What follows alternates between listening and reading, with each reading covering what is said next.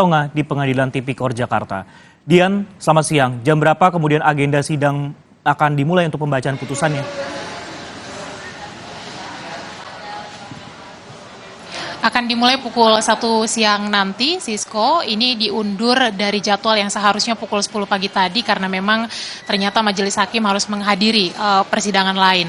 Nah, agenda hari ini merupakan puncak atau akhir dari tahapan sidang di pengadilan tingkat pertama karena sampai pada pembacaan vonis. Nanti kita akan cermati bersama apakah majelis hakim akan memutus terdakwa Rafael Alun terbukti secara sah dan meyakinkan melakukan tindak pidana korupsi berupa penerimaan gratifikasi dan juga tindak pidana pencucian uang atau tidak. Yang jelas sebelumnya jaksa penuntut umum ini sudah menuntut Rafael Alun dengan pidana penjara selama 14 tahun, kemudian juga denda 1 miliar rupiah subsidiar 6 bulan kurungan, dan selain itu juga jaksa penuntut umum menuntut Rafael Alun membayar uang pengganti senilai 18,9 miliar rupiah subsidiar 3 tahun pidana penjara. Selain itu, jaksa penuntut umum juga menjabarkan hal-hal yang memberatkan dalam tuntutannya. Yang pertama adalah Rafael dianggap tidak mendukung program pemerintah dalam memberantas tindak pidana korupsi. Kemudian juga motif kejahatan Rafael adalah memanfaatkan jabatannya untuk memperkaya diri sendiri dan kemudian juga tidak mengakui perbuatannya atau berbelat-belit sepanjang pemeriksaan.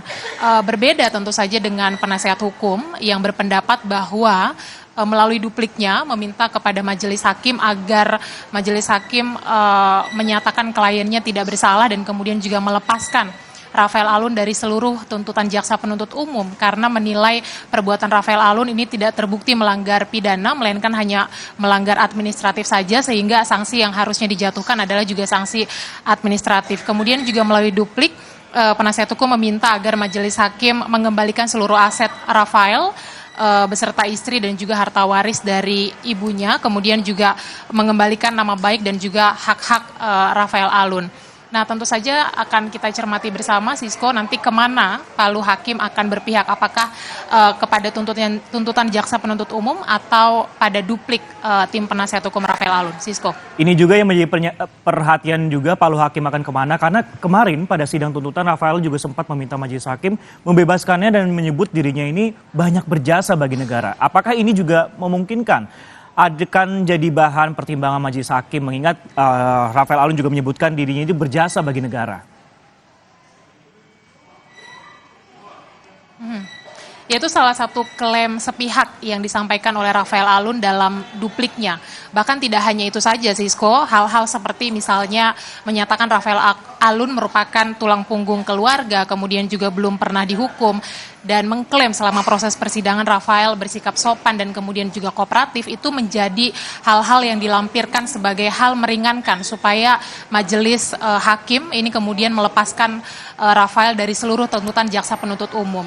Nah, hal-hal seperti itu lumrah saja disampaikan dalam duplik, tetapi sama sekali tidak akan menggugurkan fakta-fakta persidangan, karena tentu yang akan mempengaruhi keyakinan hakim adalah fakta-fakta di persidangan yang sudah diungkap, termasuk lewat kesaksian atau keterangan para saksi dan juga terdakwa. Nah, kita akan saksikan atau cermati juga nanti hal-hal yang akan disampaikan oleh majelis hakim lewat fakta-fakta persidangan, apakah nantinya hakim akan memutuskan bahwa Rafael Alun bersalah atau tidak, dan kemudian kalau nanti dinyatakan bersalah, apakah juga hukuman yang dijatuhi majelis hakim ini akan lebih tinggi atau lebih rendah dibandingkan dengan tuntutan jaksa penuntut umum. Itu juga akan kita cermati karena kalau kita melihat pasal-pasal yang didakwakan terhadap Rafael ini maksimal ancaman hukumannya adalah 20 tahun atau pidana penjara seumur hidup. Jadi sekali lagi kita nantikan nanti seperti apa vonis hakim terhadap Rafael Alun Trisambodo. Sisko. Nasib Rafael Alun akan ditentukan oleh majelis hakim di sidang Tipikor pada hari ini. Terima kasih Dian Silitonga yang melaporkan langsung dari Gedung Tipikor Jakarta. Saudara, jelang debat ketiga